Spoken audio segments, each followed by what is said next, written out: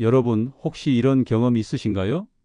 아침에 일어나 잠깐 동네 마트까지 걸어갔다 왔을 뿐인데 허리가 뻐근하고 무릎이 뻣뻣해지는 느낌.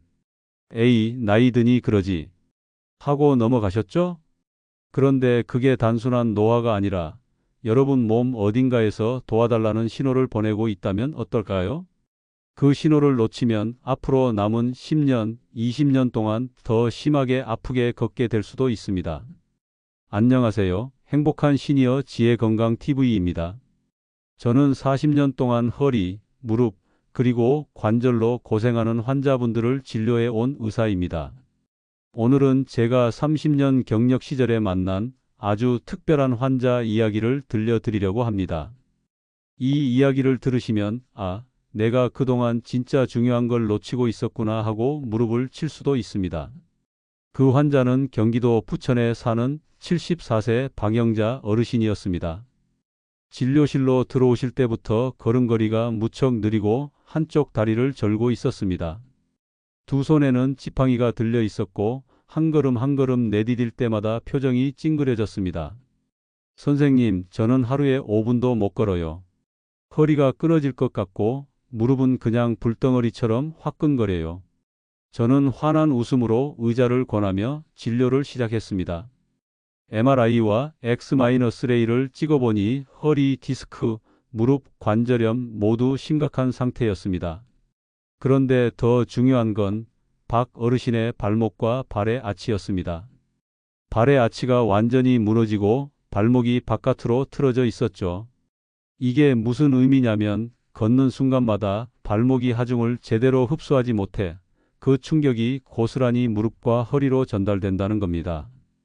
그 충격이 쌓이고 쌓여 결국 허리와 무릎이 망가진 겁니다. 박 어르신은 수년간 무릎 주사, 허리 주사, 물리치료까지 다 받아봤지만 왜 나아지지 않았을까요? 원인을 잘못 찾았기 때문입니다. 허리가 아프면 허리만, 무릎이 아프면 무릎만 치료한 거죠.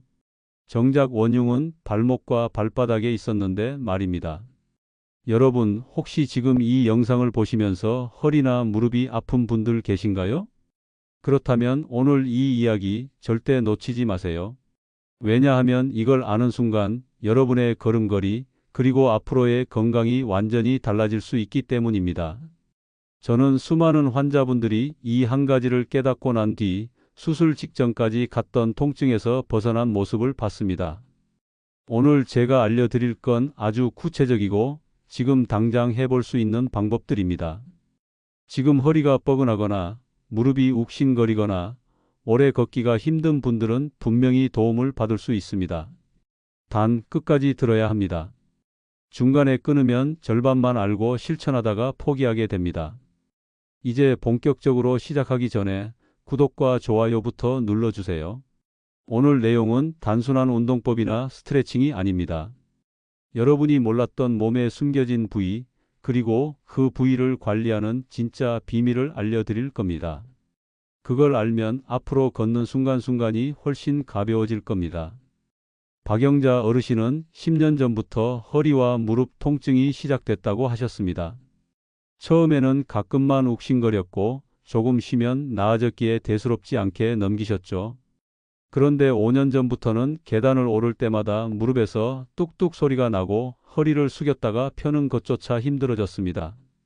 그때부터 병원을 전전하기 시작했습니다. 허리가 아프다니까 허리 MRI를 찍자고 하고 무릎이 아프다니까 무릎에 주사를 맞자고 했어요.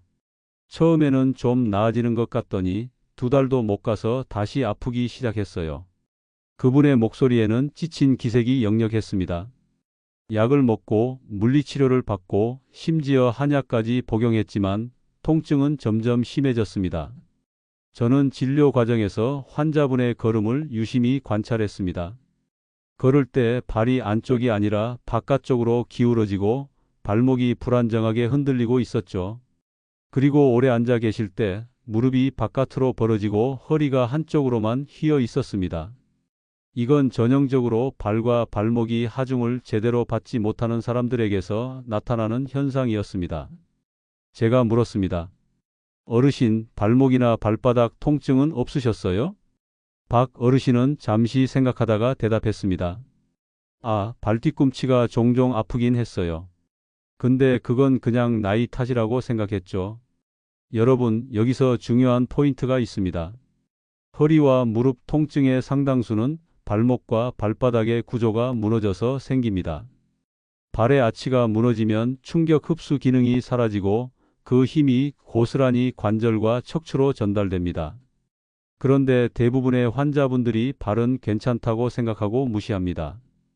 그러다 수년간 치료를 받아도 나아지지 않는 악순환이 계속되는 겁니다. 저는 박 어르신께 발목 안정화 검사를 해드렸습니다. 발목을 살짝 잡고 움직였더니 근육이 힘을 받지 못하고 축 늘어졌습니다. 이건 심각한 발목 불안정성의 신호였습니다. 저는 그 자리에서 이렇게 말씀드렸습니다. 어르신, 지금 허리랑 무릎만 치료해서는 절대 나아지지 않습니다. 발목과 발부터 바로 잡아야 합니다. 그 말을 들은 박 어르신은 처음엔 어리둥절해 하셨습니다. 발목이랑 무슨 상관이 있다고요? 저는 허리 마이너스 무릎 마이너스 발목이 어떻게 연결되어 있는지, 그리고 발목이 무너지면 어떤 연쇄 반응이 일어나는지 그림을 그려 설명드렸습니다. 이해하신 순간 박 어르신은 눈이 커지면서 이렇게 말하셨습니다. 그럼 저는 지금까지 잘못된 데만 치료하고 있었던 거네요. 맞습니다. 허리나 무릎이 아플 때 원인을 허리나 무릎에서만 찾으면 치료가 길어지고 효과가 떨어집니다. 반대로 숨겨진 부위, 특히 발목과 발의 구조를 먼저 회복시키면 통증이 줄어드는 속도가 훨씬 빨라집니다. 이건 제 40년 진료 경험에서 수없이 확인한 사실입니다. 박영자 어르신은 제 권유로 발목 안정화 치료를 시작했습니다. 첫 단계는 발과 발목의 구조를 지지해주는 맞춤형 보조 깔창 인솔을 착용하는 것이었습니다. 이 깔창은 단순히 편안함을 주는 게 아니라 무너진 발의 아치를 세워주고 걸을 때 충격을 흡수해 무릎과 허리에 가는 하중을 줄여줍니다. 처음에는 어르신도 반신반의했습니다. 이거 깔창 하나로 나아질까요? 하지만 착용한 첫날 30분 이상 걸어도 허리 당김이 줄어든 것을 직접 느끼셨습니다. 그 후로 매일 아침마다 깔창을 넣은 운동화를 신고 집 근처 공원을 걸으셨습니다. 두 번째 단계는 발목 근육 강화 운동이었습니다. 제가 추천한 가장 간단한 방법은 수건 당기기였습니다. 의자에 앉아 발바닥 아래 수건을 깔고 발가락으로 수건을 당겨 자신 쪽으로 끌어당기는 동작입니다. 이 운동은 발아치 근육을 자극해 발목 안정성을 높이고 걸을 때 흔들림을 줄여줍니다. 박 어르신은 하루 10분씩 아침과 저녁 2번 이 운동을 하셨습니다. 세 번째는 발목 원 그리기 운동이었습니다. 의자에 앉아 한쪽 다리를 들어 발끝으로 천천히 원을 그립니다. 시계 방향 10번, 반시계 방향 10번씩. 이 단순한 운동이 발목 관절의 유연성과 혈액순환을 개선해주고 오래 걸어도 붓기와 통증을 줄여줍니다. 치료 시작 후 2주가 지나자 놀라운 변화가 나타났습니다. 예전에는 5분도 걷기 힘들어하던 어르신이 15분 이상 걷고도 허리가 뻐근하지 않다고 하셨습니다. 무릎의 열감과 붓기도 줄었고 걸을 때 힘이 발끝까지 안정적으로 전달되는 느낌이 든다고 하셨죠. 저는 이런 변화를 환자분에게 꼭 기록하게 합니다. 날짜별로 통증 정도, 걸은 시간, 느낀 점을 간단히 메모하면 본인이 얼마나 좋아지고 있는지 눈으로 확인할 수 있습니다. 박 어르신도 그 기록을 보며 더 의욕이 생겼다고 하셨습니다. 여러분, 여기서 꼭 기억하셔야 할 점이 있습니다. 허리 무릎 통증이 있다고 해서 그 부위만 치료하면 안 됩니다. 우리 몸은 연결되어 있고 발목과 발이 무너지면 그 위의 모든 관절이 영향을 받습니다. 반대로 발목과 발의 구조를 바로 세우면 허리와 무릎의 통증이 훨씬 빨리 줄어듭니다. 치료를 시작한 지 한 달이 지났을 때 박영자 어르신은 환한 얼굴로 진료실 문을 열고 들어오셨습니다. 선생님, 저 어제 시장 갔다 왔어요. 왕복 30분을 걸었는데 집에 와서도 허리가 덜 아팠어요. 그 목소리엔 설렘과 자신감이 묻어났습니다. 사실 한 달 전만 해도 시장까지는 차를 타고 가야 했습니다. 걸어서 10분만 나가도 무릎이 화끈거리고 허리가 뻐근해져서 중간에 주저앉아 쉬어야 했기 때문입니다. 그런데 발목과 발의 구조를 회복시키는 치료와 꾸준한 운동 덕분에 이제는 숨이 덜 차고 발걸음이 훨씬 가벼워진 겁니다. 이 시점에서 저는 어르신께 숨겨진 부위 스트레칭을 추가로 알려드렸습니다. 이건 발목발과 허리 무릎을 동시에 편안하게 해주는 간단한 동작입니다. 숨겨진 부위 스트레칭 방법 1. 의자에 앉아 등을 곧게 펴고 양발을 바닥에 평평하게 둡니다. 2. 한쪽 다리를 들어 무릎을 가슴 쪽으로 당기되 발목은 편안하게 둡니다. 3. 이 상태에서 발끝을 몸쪽으로 당겼다가 멀리 밀기를 10회 반복합니다. 4. 같은 다리로 발목을 시계 방향으로 10번, 반시계 방향으로 10번 원을 그립니다. 5. 다리를 바꿔 반대쪽도 똑같이 실시합니다. 이 스트레칭은 발목의 가동 범위를 넓히고 발의 아치를 지탱하는 근육을 자극해 줍니다. 또한 무릎 뒤쪽과 허리까지 연결된 근육들이 부드럽게 풀리기 때문에 걷기 전이나 자기 전에 해주면 통증 예방에 큰 도움이 됩니다. 박 어르신은 이 스트레칭을 아침에 일어나서 그리고 잠들기 전에 하루 2번씩 하셨습니다. 그 결과 아침에 일어날 때의 뻣뻣함이 줄었고 하루 종일 다리가 무겁지 않다고 하셨습니다. 무엇보다 다시 밖에 나가 걷는 게 즐거워졌다는 말씀을 하셨을 때 저는 의사로서 큰 보람을 느꼈습니다. 여러분도 오늘 밤부터 이 스트레칭을 해보시길 바랍니다. 특히 발목과 발바닥이 단단히 잡히는 느낌이 들면 걷는 순간 발걸음이 훨씬 안정적으로 느껴질 겁니다. 그게 바로 허리와 무릎 통증이 줄어드는 첫걸음입니다. 치료를 시작한 지 2달째 박영자 어르신은 또다시 놀라운 소식을 전해주셨습니다. 선생님, 지난주에 친구 만나러 전철역까지 걸어갔어요. 왕복 1시간인데 집에 돌아와도 무릎이 멀쩡했어요. 그 말이 얼마나 뿌듯하던지요. 이 변화는 결코 우연이 아니었습니다. 어르신이 지난 2달간 철저히 지켜온 생활 습관 3가지가 있었기 때문입니다. 첫 번째 습관, 발목과 발을 먼저 깨우는 아침 루틴. 박 어르신은 아침에 눈을 뜨면 침대 옆에서 발목 원 그리기와 발가락 당기기를 5분씩 했습니다. 이렇게 하면 밤새 굳었던 발목 발바닥 근육이 풀리고 혈액순환이 원활해져 하루를 가볍게 시작할 수 있습니다. 아침 스트레칭만 해도 오전에 덜 절뚝거려요. 라는 게 어르신의 말이었습니다. 두 번째 습관, 걷기 전 준비 운동 필수. 예전에는 그냥 나가서 걸으셨지만 지금은 반드시 5분간 발목 무릎 허리를 순서대로 풀고 나갑니다. 특히 발목은 뒤꿈치 들기 동작을 20번씩 하면서 관절을 깨웁니다. 이 준비 운동 덕분에 오래 걸어도 관절이 받는 충격이 줄어듭니다. 세 번째 습관, 걷는 동안에 발 착지 의식하기. 많은 분들이 걷기 운동을 할 때 발을 아무렇게나 내딛습니다. 그러나 박 어르신은 발 뒤꿈치 발바닥 중간 발가락 순서로 착지하는 3단계 걸음을 지켰습니다.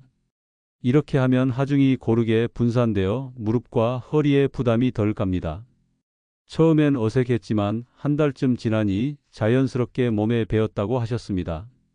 이 3가지 습관이 자리 잡으면서 어르신의 걷기 능력은 몰라보게 달라졌습니다. 예전엔 길을 걷다 중간에 앉아 쉬어야 했지만 이제는 목적지까지 끊김없이 걸을 수 있었습니다.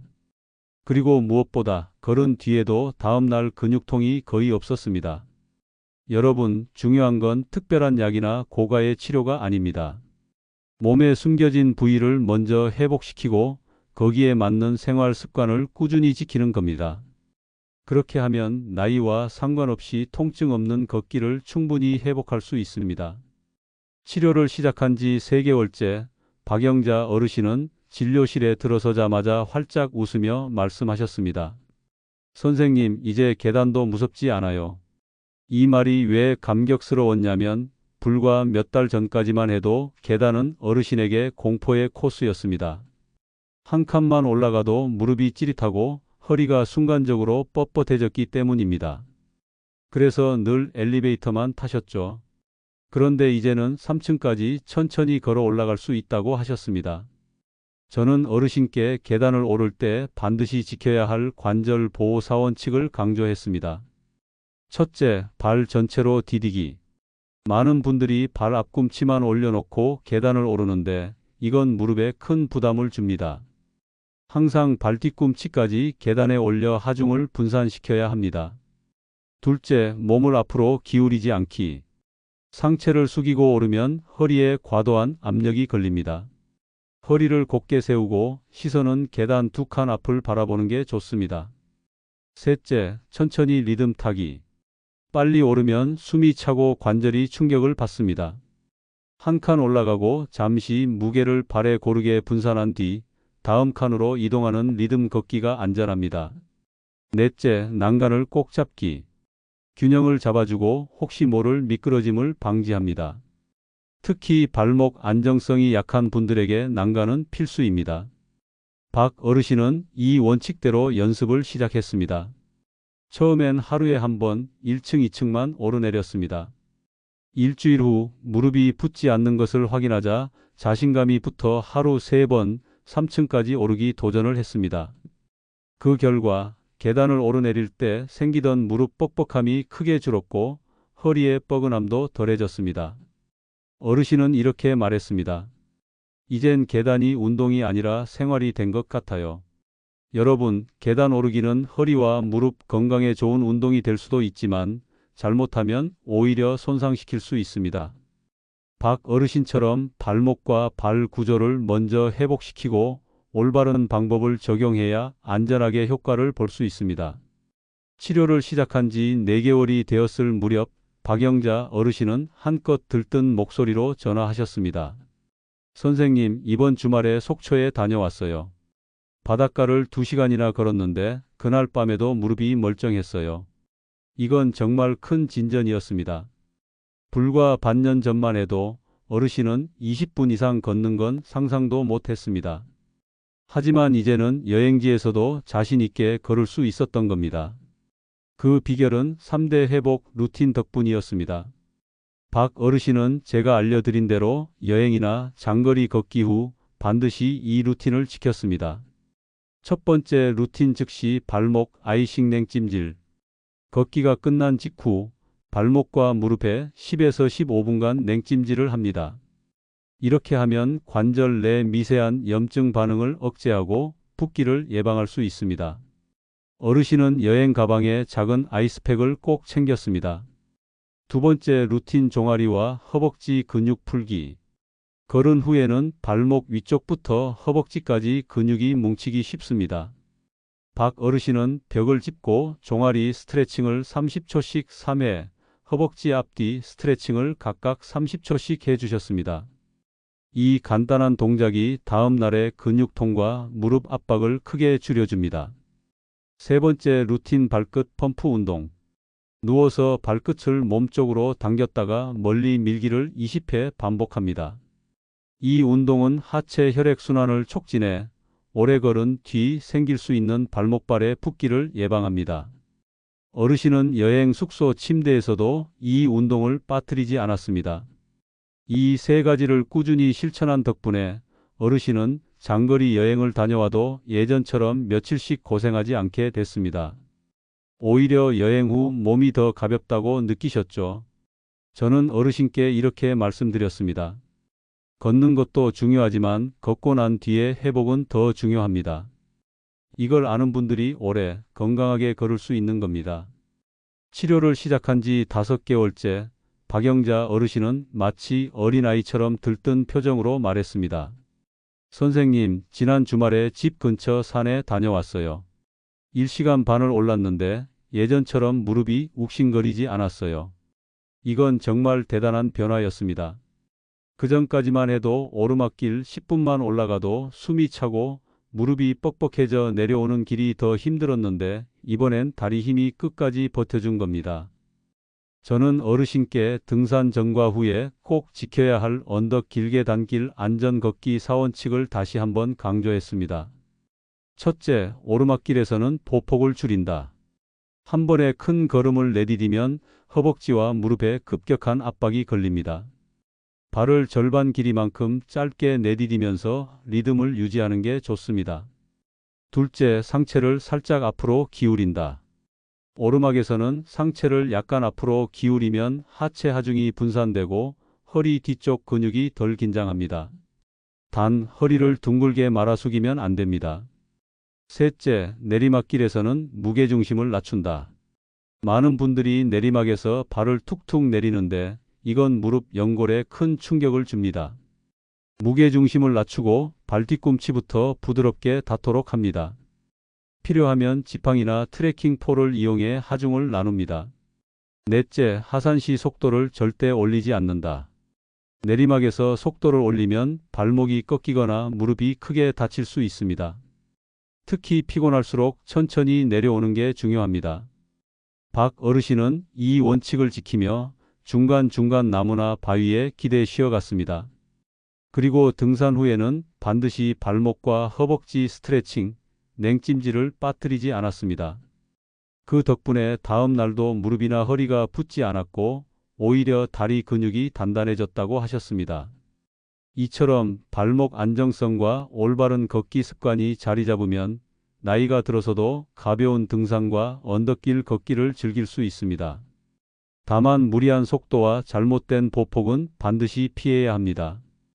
치료를 시작한 지 6개월째, 박영자 어르신은 진료실에 들어오자마자 활짝 웃으며 말했습니다. 선생님, 드디어 하루만보 걷기를 성공했어요. 집 앞 공원 3바퀴 돌고 시장도 다녀오고 저녁에 친구 만나서 산책까지 했는데 다음 날도 다리가 멀쩡했어요. 사실 하루 1만보는 많은 분들이 목표로 삼지만 잘못된 방식으로 하면 오히려 관절이 망가질 수 있습니다. 그래서 저는 어르신께 발무릎 허리 연결 보행법을 알려드렸습니다. 첫째, 발뒤꿈치부터 부드럽게 닿기. 걸음을 내디딜 때 발뒤꿈치가 먼저 땅에 닿고 이어서 발바닥 중간, 마지막으로 발가락이 닿도록 합니다. 이렇게 하면 하중이 단계별로 분산되어 무릎과 허리 충격이 줄어듭니다. 둘째, 무릎은 살짝 굽혀 충격 완화. 완전히 펴진 무릎으로 걷는 건 관절에 직격탄을 줍니다. 항상 5도 정도 살짝 굽힌 상태로 걸으면 충격이 완화됩니다. 셋째, 허리는 곧게 세우고 배는 살짝 당기기. 허리를 숙이면 하중이 한쪽으로 쏠리고 반대로 젖히면 허리 근육이 뭉칩니다. 허리를 곧게 세운 상태에서 배를 살짝 당겨 중심을 잡으면 오래 걸어도 허리가 편합니다. 박 어르신은 이 보행법을 지키면서 1만보 걷기를 시도했고 처음엔 6,000보에서 시작해 매주 500만 1,000보씩 늘렸습니다. 그리고 매번 걷기 전 5분간 준비 운동, 걷기 후 발목 무릎 스트레칭과 냉찜질을 빠뜨리지 않았습니다. 그 결과 예전엔 상상도 못했던 장거리 걷기를 무리 없이 해냈습니다. 어르신은 마지막 진료 날 이런 말씀을 하셨습니다. 이렇게 걸을 수 있을 줄 몰랐어요. 이제는 두 발이 제 날개 같아요. 밖에 나가는 게 즐겁습니다. 그 말에 저 역시 가슴이 뜨거워졌습니다. 여러분, 오늘 박영자 어르신의 사례에서 꼭 기억하셔야 할 건 하나입니다. 허리 무릎 통증의 원인은 꼭 그 부위에만 있는 게 아니라 발목과 발처럼 숨겨진 부위에 있을 수 있다는 사실입니다. 그 부위를 바로잡으면 나이와 상관없이 다시 통증 없이 걸을 수 있습니다. 혹시 지금도 걷는 게 두렵고 조금만 걸어도 관절이 아픈 분들이 계신가요? 그렇다면 오늘 알려드린 원칙과 운동, 생활 습관을 하나씩 실천해 보시기 바랍니다. 분명히 걸음걸이가 바뀌고 통증이 줄어들고 삶이 달라질 겁니다. 오늘 이야기가 도움이 되셨다면 구독과 좋아요 꼭 눌러주시고 알림 설정까지 해두세요. 행복한 시니어 지혜건강TV는 앞으로도 여러분의 건강한 걸음을 위해 40년 경력의 노하우를 담아 드리겠습니다. 다음 시간에 또 뵙겠습니다. 감사합니다.